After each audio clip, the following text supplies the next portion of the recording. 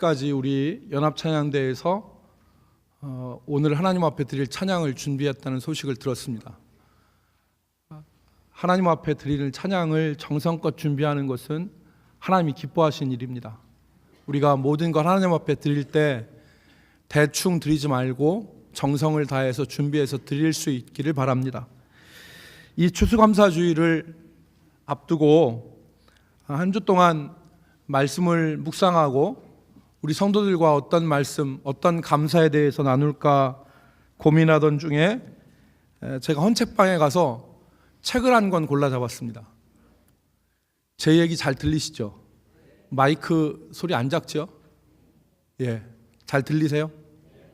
예, 이게 어떤 때는 그 힘이 안 들 때도 있는데 어떤 때는 저는 열심히 힘을 다해 얘기하는데 잘 안 들릴 것 같은 때가 있어요. 잘 들리시죠 지금? 예. 그 헌책방에서 그 책을 하나 골랐는데 좋은 책을 골랐습니다. 그 책이 무슨 책이냐면 영락교회를 그 담임하셨던 고 한경직 목사님의 구술자서전이었어요. 한경직 목사님에 대해서 여러분 잘 아시는 분도 계시겠습니다. 한경직 목사님은 그 영락교회를 담임하셨죠. 그러니까 1902년에 태어나서 그 유명한 오산학교 그리고 평양에 있는 숭실대학을 졸업하시고 그 다음에 미국의 저 유명한 프린스턴에 가서 신학 공부를 하셨어요. 그리고서 귀국해서 우리나라에서 신의주에서 목회하다가 서울로 내려와서 서울 영락교회를 세우셨습니다. 우리 한국의 대표적인 교회죠. 대한민국의 교회라고 얘기하면 대표적인 교회가 영락교회였습니다. 그 교회를 담임하시던 분입니다. 그런데 이 한경직 목사님이 우리나라를 대표하는 그런 그 대표적 교회 목사님이셨지만 자기 소유를 하나도 갖지 않으셨어요. 그러니까 은퇴할 때 자기 집, 자기 소유 그게 없었다고 합니다.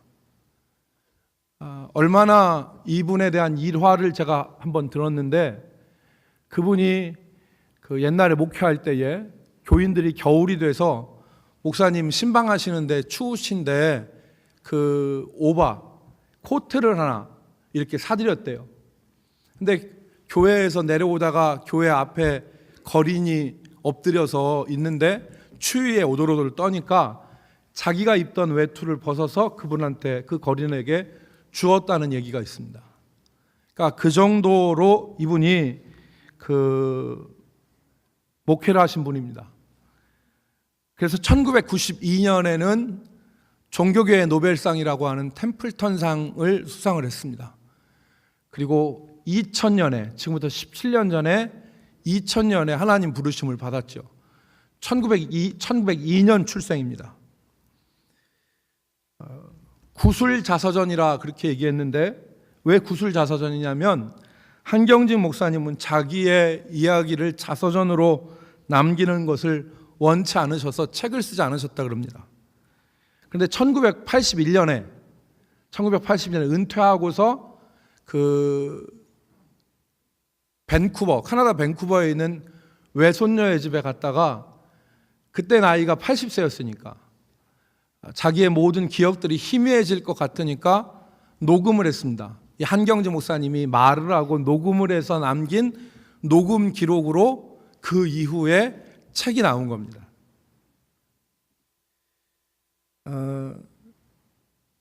그 책에 보면 한경직 목사님의 출생이 어떠했는지 그리고 성장 과정이 어땠는지 그의 가정은 어떠했는지 또 미국에서 공부하면서 폐병 걸려서 2년 동안 그 병원에 요양을 했어야 되는데 그때의 삶은 어땠는지 목회를 하면서 어떤 일들이 있었는지가 기록되어 있습니다. 저는 한경직 목사님을 딱 한 번 뵀습니다. 직접 이렇게 뵀어요. 그런데 어떻게 하면 언제 뵀냐면 1988년에 제가 그 대학생들이 받는 그 입영 훈련이 있습니다. 입영 훈련이. 그래서 한 주 동안 입영을 해서 훈련을 하면 현역 같은 경우에는 45일을 이렇게 단축해 주는 제도가 있었습니다. 거기 갔는데 그날 수요일 날 설교가 한경지 목사님이 설교를 하셨어요. 그래서 그때도 한경지 목사님이 어떤 분이라는 걸 알았는데 할아버지예요. 진짜 할아버지예요. 그때 나이를 역산해 보니까 약 한 88세, 89세 이 정도 된 나이에 오셨던 거예요. 그러면서 젊은 청년들한테 말씀을 전하는 거예요. 근데 그날 훈련이 엄청나게 고됐습니다. 막 무릎이 여기가 까지고 막 이러면서 박박 기면서 했는데 그 유명한 한경진 목사님이 오셔서 설교를 하셨는데 제가 졸았습니다. 졸음을 참을 수가 없더라고요. 말씀도 뭐 이렇게 하시는 게 아니에요. 얼마나 그냥 졸리게 설교하는지.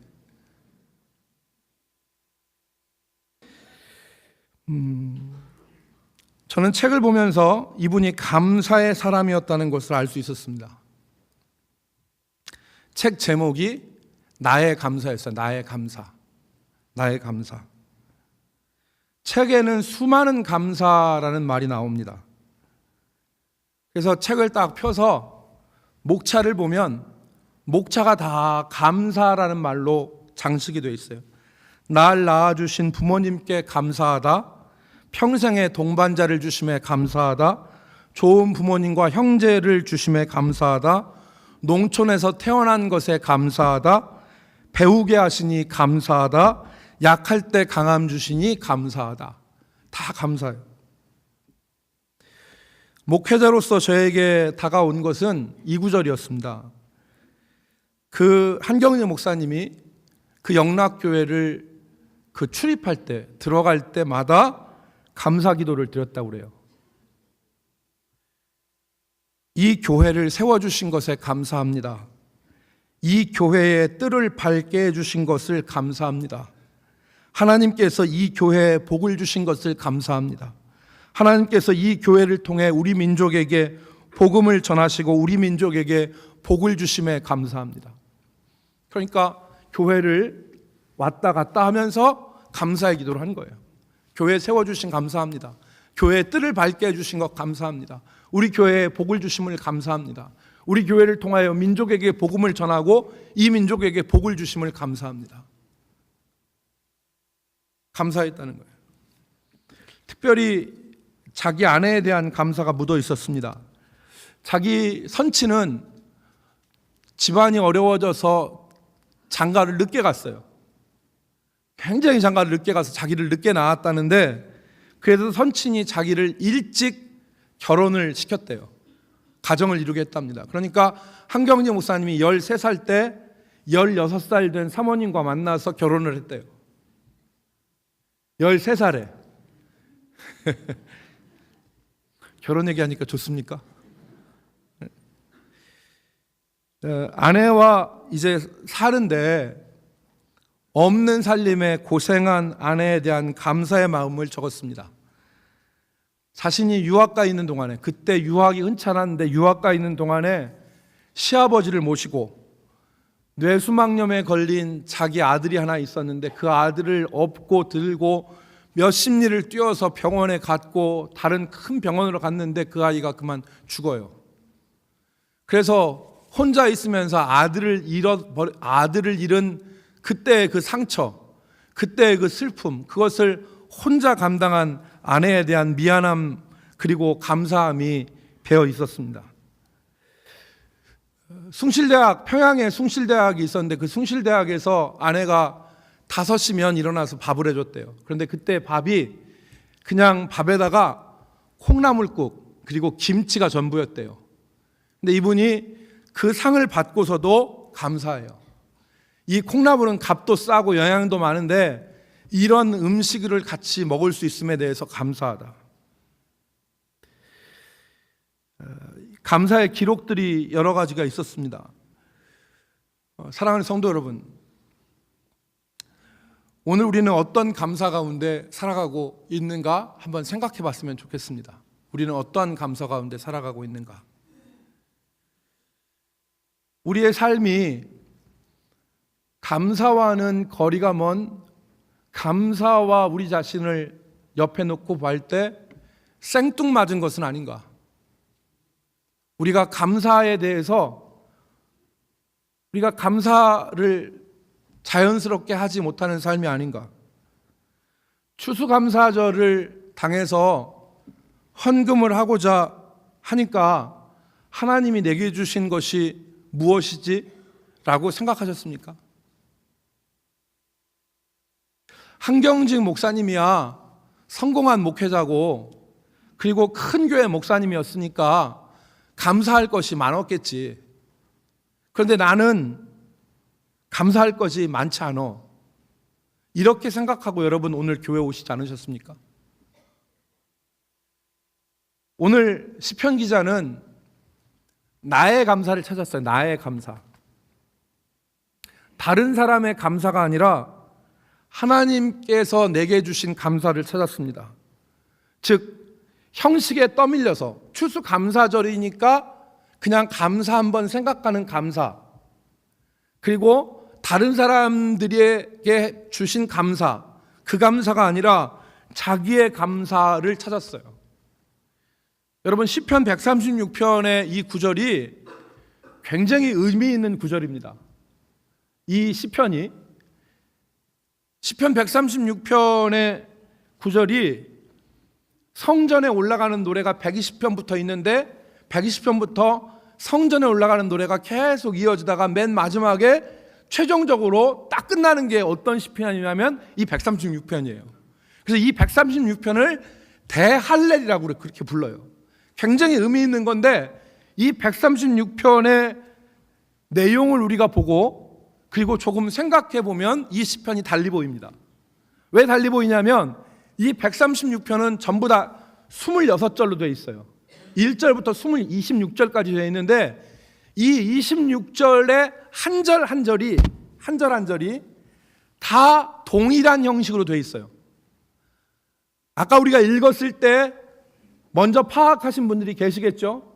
시편 136편 21절부터 26절을 읽었습니다.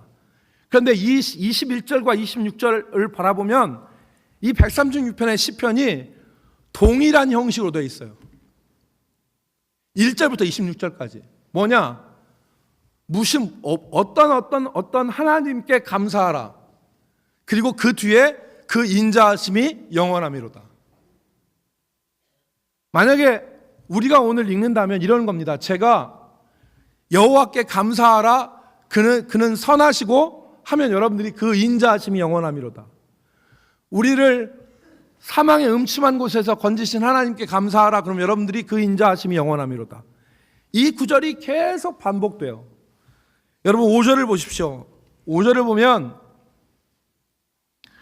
지혜로 하늘을 지으신 이에게 감사하라. 그 인자하심이 영원함이로다 그랬어요. 감사하라고 하고 그 이유는 그 인자하심이 영원함이로다. 10절을 봐도 애굽의 장자를 치신 이에게 감사하라. 그 인자하심이 영원함이로다. 15절을 보면 바로와 그의 군대를 홍해에 엎드려뜨리신 이에게 감사하라. 그 인자하심이 영원함이로다. 여러분 시인이 이렇게 계속해서 감사의 형식을 감사하라고 하고 그 인자하심이 영원함이로다를 붙입니다. 그런데 이 136편의 내용을 바라보면 여러분 5절부터 9절까지가 내용이 한 묶음이에요. 그게 뭐냐? 창조의 하나님께 감사하는 거예요. 창조의 하나님. 하늘과 땅을 지으시고 해와 달과 별을 주신 하나님께 감사하라. 자연 세계를 주신 하나님께 감사하고 있어요. 두 번째가 10절로 15절이에요. 10절로 15절인데 이 10절과 15절은 우리를 죄악 가운데서 건져주시고 구원하여 주신 하나님께 대한 감사예요.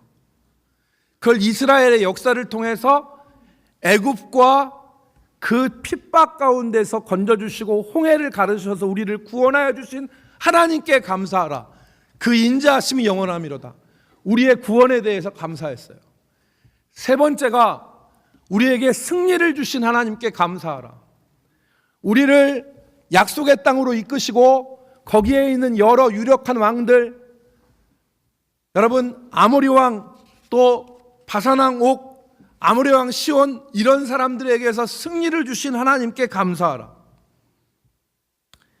여기까지가 우리가 읽지 않은 부분이에요. 여기까지가 우리가 읽지 않은 부분이 20절까지 나와 있어요. 그리고 마지막 한 단락이 우리가 읽은 부분입니다.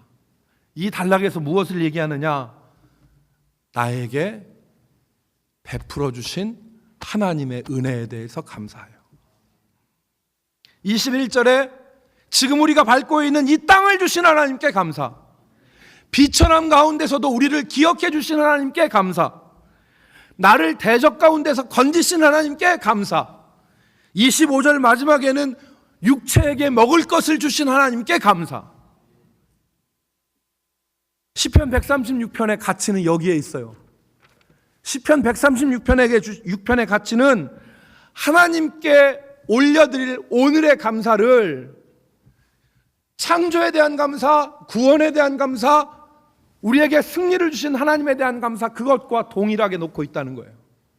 오늘의 감사가 옛날의 창조와 구원과 임마누엘의 승리의 하나님의 은혜와 비길 때 조금도 빛이 바라잖아요. 동등하게 감사했어요. 나의 감사를 찾은 거죠. 나의 감사를. 그래서 시편 136편의 가치는 창조의 하나님, 구원의 하나님, 나와 함께하여 주셔서 승리를 주신 과거의 하나님의 역사를 말하고 오늘 나에게 은혜를 베풀어 주신 하나님에 대한 감사가 나와 있는 거예요. 이게 시편 136편의 가치예요. 오늘 나에게 주신 감사. 여러분, 우리는 감사를 찾기가 참 매우 어렵습니다. 살다 보면 뭐가 감사하지? 내게 베풀어 주신 은혜가 뭐지? 이렇게 생각하는 경우가 많아요. 저도 그렇습니다. 목사인 저도 그렇습니다. 감사를 찾기가 참 어려워요. 은혜로울 때는 이것도 감사하고 저것도 감사하고 다 감사하게 생각되지만 우리가 마음이 강팍해지면 뭐가 감사하지? 라는 태도로 살 수밖에 없어요.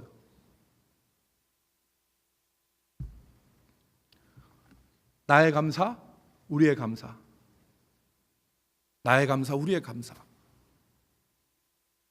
여러분, 그 성경 주석을 쓰신 분 가운데 지금도 한 200년이 지났지만 지금도 사람들이 참고하는 주석이 있어요. 그게 무슨 주석이냐면 매추 헨리라고 하는 사람이 쓴 주석이에요. 매추 헨리라는 사람이 주석을 썼는데 이분이 성경학자인데 이분이 어느 날 자기 일기장에 쓴 것이 뒤에 사람들한테 발견됐어요. 사람들이 그분의 일기를 읽었는데 그때 어떤 일이 있었냐면 그날 이분이 도둑을 맞았어요. 도둑을. 그런데 이분이 다른 사람한테 얘기한 게 아니라 자기 일기장에 그날을 정리하면서 일기를 썼는데 거기 뭐라고 썼냐면 이렇게 썼어요. 4가지 감사를 썼어요. 첫 번째, 그 전에 한 번도 도둑 맞지 않았기 때문에 감사하다. 내가 살면서 그 전에 한 번도 도둑 맞지 않아. 여러 번 도둑 맞았으면 그런데 한 번도 도둑 맞지 않아서 감사. 두 번째, 도둑이 내 가방을 가져갔지만 내 생명을 빼앗아 가지 않아서 감사. 세 번째, 도둑이 내 재산을 가져갔지만 많지 않은 금액을 가져가서 감사. 네 번째, 다른 사람이 아니라 내가 도둑 맞아서 감사. 이 감사를 했어요. 매추 헨리가. 여러분, 정리 한번 합시다. 감사에 대해서 정리를 하는데 감사는 반응이 아니라 태도입니다. 같이 따라합시다. 감사는 반응이 아니라 태도다. 여러분, 어떤 좋은 일이 있으면 그것에 대한 반응으로 감사할 수 있죠. 좋은 일이 생겼어. 그러면 그것에 대해서 반응으로 감사한다고 생각해요. 우리는, 일반적인 사람은.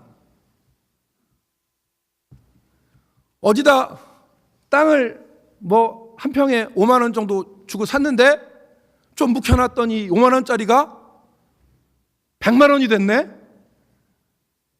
여러분, 감사하겠어요? 안 하겠어요? 기분 더럽게 나쁘네. 이렇게 할 사람이 있어요? 없단 말이에요.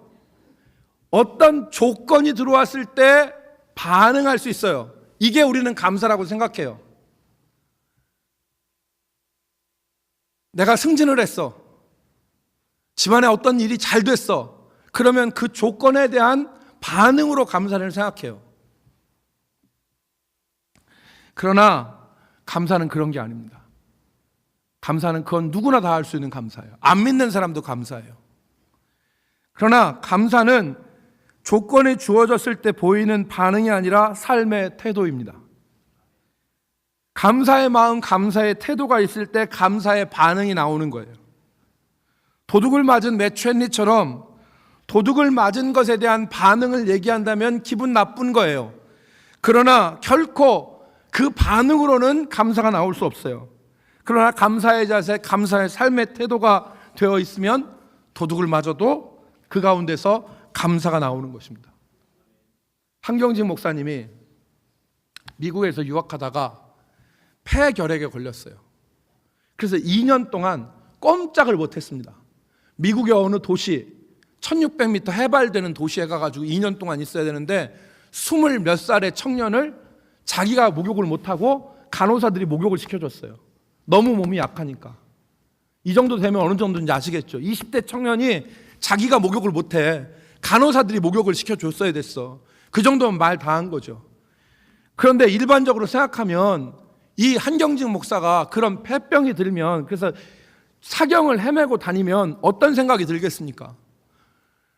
감사가 반응이라면, 조건에 대한 반응이라면 무슨 조건, 무슨 반응이 나와야겠어요?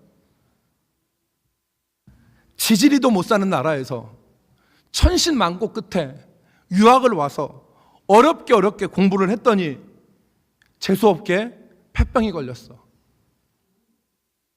이렇게 신세를 비관하고 심지어 하나님을 원망할 수 있는데 감사의 태도, 감사의 자세가 되어 있으니까 그 폐병 걸릴 때도 감사하더라. 왜 감사하냐? 한경직 목사님이 옛날에 이공계를 공부를 했어요. 평양 숭실대학에서. 그래서 신학을 공부하러 나오니까 인문학에 대해서 약하니까 이 2년 동안 어거스틴, 성 안토니우스, 성 프란체스코, 톨스토이 이런 작품들을 병원에서 읽었어요. 그러면서 그때 하는 말이 뭐냐면, 내가 이런 것을 읽을 시간이 없었는데 폐병 걸려서 이런 것을 읽을 수 있는 시간을 주심에 감사. 그러니까 여러분, 감사는 어떤 일에 대한 반응이 아니라 삶의 태도입니다. 삶의 태도. 우리가 감사의 태도를 갖기를 주의 이름으로 축복합니다. 그럼 어떻게 감사의 태도를 회복할 수 있나? 여러분, 중요한 내용인데 하나님을 바라볼 때 감사의 태도가 회복됩니다.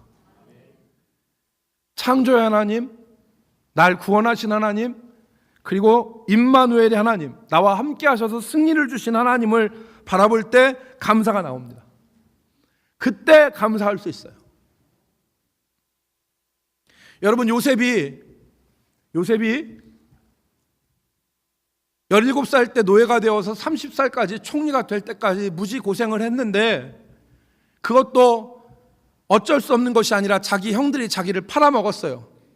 자기를 죽이려고 팔아먹어서 고생을 했어요.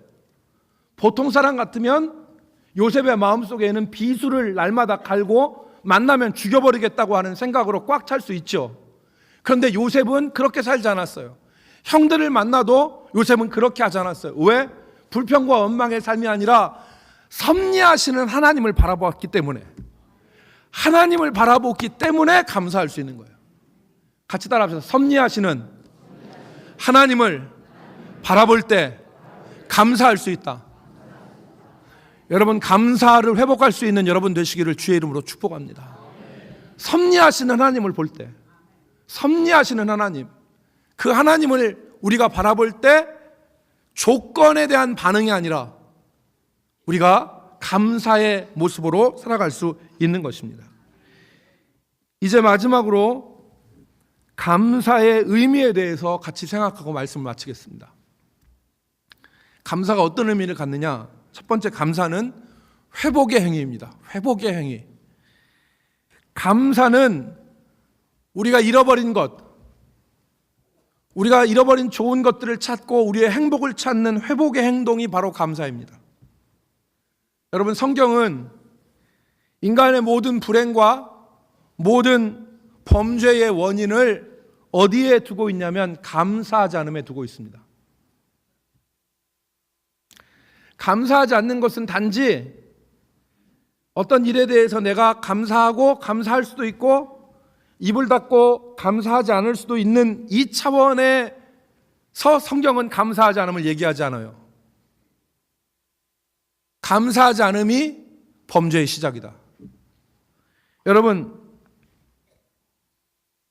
로마서 1장에 보면 모든 인간의 불행과 또 인간의 부패가 나옵니다. 하나님의 진노가 불의로 진리를 막는 사람들에게 나타났다고 하시면서 인간의 모든 불의에 대해서 말씀하시면서 1장 21절에 로마서 1장 21절에 이렇게 말합니다. 같이 읽습니다. 하나님을 알되 시작.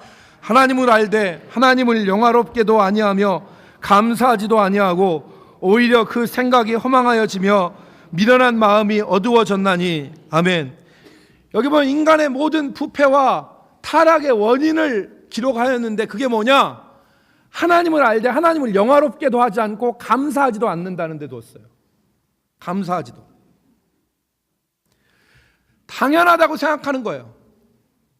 입술을 열어서 감사하지 않는 것이 그냥 감사하지 않는 소극적 자세가 아니라 이것이 모든 부패의 원인이다. 여러분, 이스라엘 백성들이 광야 40년 동안을 광야에 있으면서 왜 약속의 땅에 들어가지 못했습니까? 그들의 입에서 감사가 안 나왔기 때문이죠. 이스라엘 백성이 광야에서 한 일이 무엇입니까? 입만 열면 불평, 입만 열면 원망이었어요. 그러지 않아요? 입만 열면 불평, 입만 열면 원망이었습니다. 그들의 원망과 불평이 그들에게 좋은 것을 가로막았죠. 그래서 사도 바울은 빌립보서 2장 14절 말씀에 우리 보고 하시는 말씀이 뭐냐면 모든 일에 원망과 시비가 없이 하라. 빌립보서 2장 13절 말씀을 제가 읽으면 너희 안에 행하시는 이는 하나님이시니 자기의 기쁘신 뜻을 위하여 너희에게 소원을 두고 행하게 하시나니. 그 다음 14절 같이 읽으나 모든 일에 시작. 모든 일에 원망과 시비가 없이 하라. 이 말은 광야 생활을 염두한 겁니다. 하나님 우리를 구속하셨지만 모든 일에 원망과 시비와 불평으로 사는 사람들도 있고 감사하는 사람도 있다는 거예요. 그러므로 우리가 감사하는 것은 회복의 행위입니다. 하나님이 주신 좋은 것에 대한 회복의 행위예요. 유명한 토마스 머튼이라고 하는 사람이 감사하는 마음과 감사하지 않는 마음 사이에 중간지대는 없다. 감사하는 마음과 감사하지 않는 마음의 중간지대는 없다 그랬습니다. 감사하는 사람은 소문이 아니라 경험으로 하나님이 선하시다는 것을 안다 그랬습니다. 감사하는 사람이 소문이 아니라 경험으로 하나님이 선하시다는 것을 안다 그랬습니다. 여러분, 오늘 우리가 감사를 회복할 수 있기를 주의 이름으로 축복합니다. 가족에게 감사하십시오. 이웃에게 감사하시고 성도에게 감사하십시오.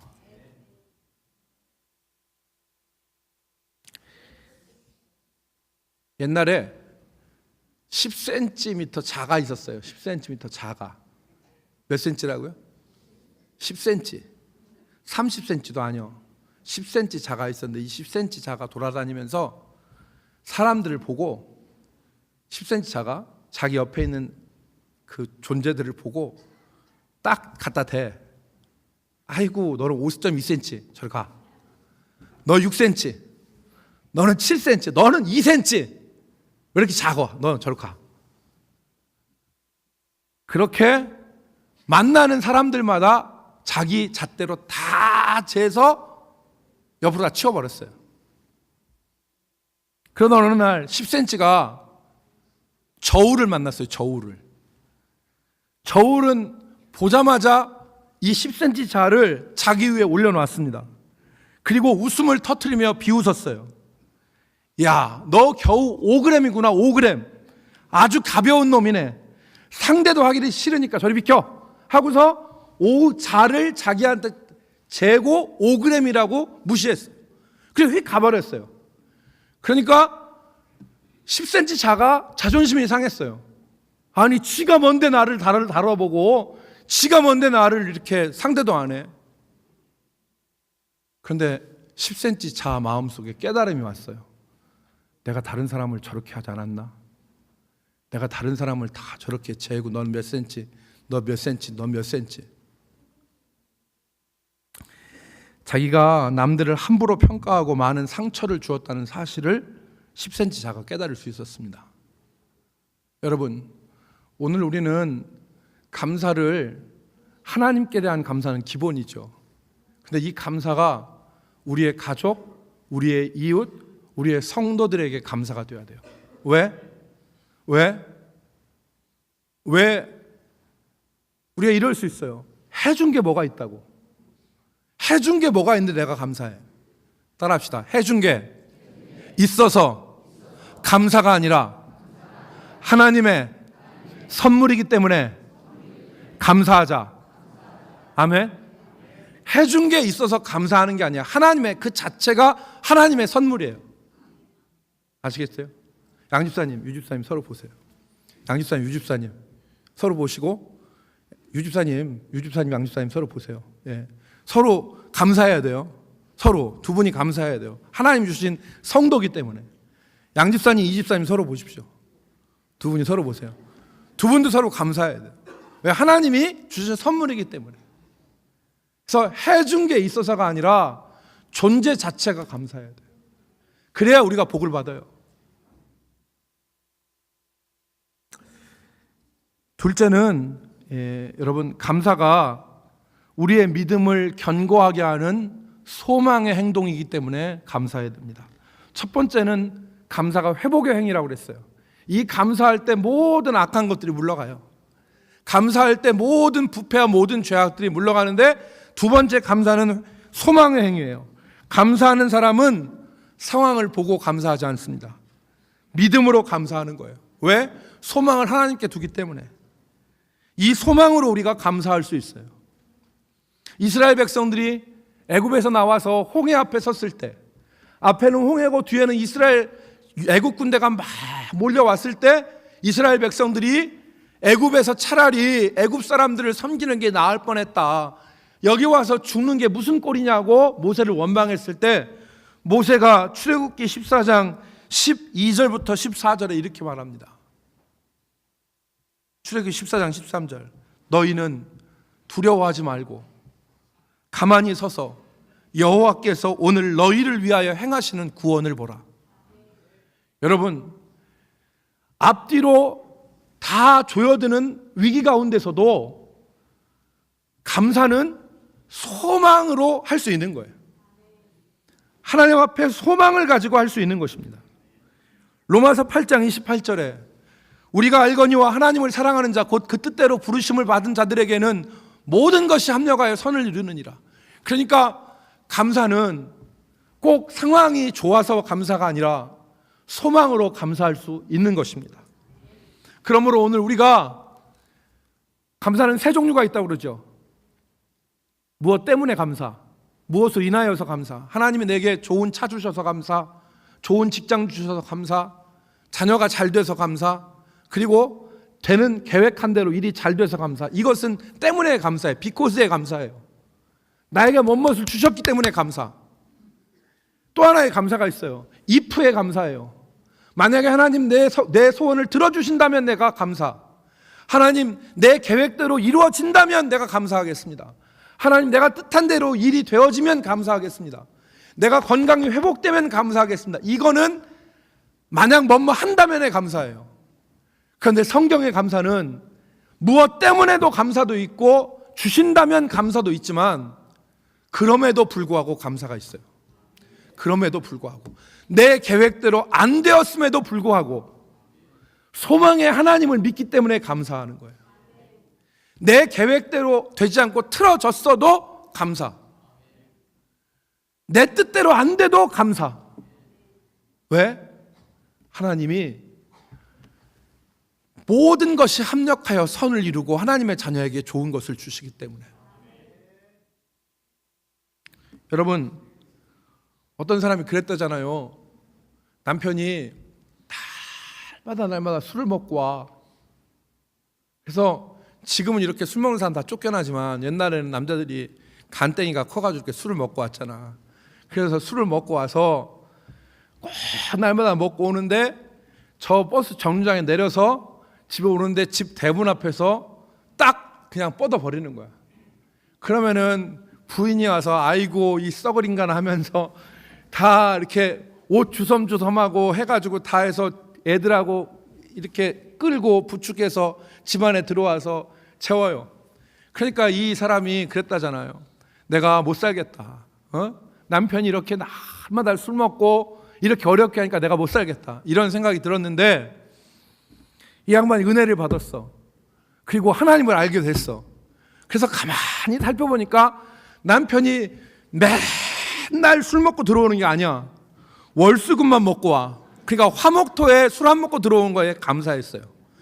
또 하나 감사한 게 뭐냐면 남편이 저 버스 정류장에서부터 뻗어가지고 들어 누우면 거기서부터 부축해서 끌고 와야 되는데 집 앞에까지 와줘서 쓰러지니 얼마나 감사해. 안 그랬으면 저기부터 가서 데리고 왔어야 되는데. 감사는 조건에 대한 반응이 아니라 우리가 하나님을 바라보는 믿음의 태도입니다. 우리 성도들이 감사를 회복할 수 있기를 주의 이름으로 축복합니다. 추수감사주일이라서 그냥 감사하는 게 아니라 시편 136편의 오늘 고백대로 창조의 하나님, 구원의 하나님, 우리 조상들에게 은혜를 베풀어 주신 그 은혜의 하나님이 나의 삶 속에서 나를 비천한 곳에서 기억하신 하나님, 대적의 손에서 건져주신 하나님, 내게 오늘 일용할 양식을 주신 하나님, 그 하나님으로 내가 알고 그 하나님 앞에 감사할 수 있는 이 감사가 오늘 저와 여러분의 감사가 되어야 됩니다. 여러분, 오늘 예배를 마치기 전에 하나님 앞에 감사할 것을 생각하십시오. 그리고 시편 말씀에 감사로 제사를 드리는 자가 하나님을 영화롭게 하나니 그 행위를 옳게 하는 자는 그의 구원을 얻으리라 그랬습니다. 감사로 제사하는 자들 되기를 바랍니다. 오늘 이 시간 하나님 앞에 격한 감사로 정말 하나님 나에게 은혜 주신 그 하나님에 대해서 내가 두 손 들어 감사합니다 라고 하는 이 감사가 우리의 삶에서 제사를 올려질 수 있기를 주의 이름으로 축복합니다. 기도하겠습니다. 하나님, 사랑하는 이웃을 주시고 성도를 주시고 교회를 주시고 가족을 주심을 감사합니다. 우리가 조건에 대한 반응이 아니라 삶에 대한 태도로서 감사가 흘러나오게 하여 주옵소서. 감사로 제사 지내는 우리 모든 성도들이 되기를 소원하며 예수님의 이름으로 기도 올리옵나이다.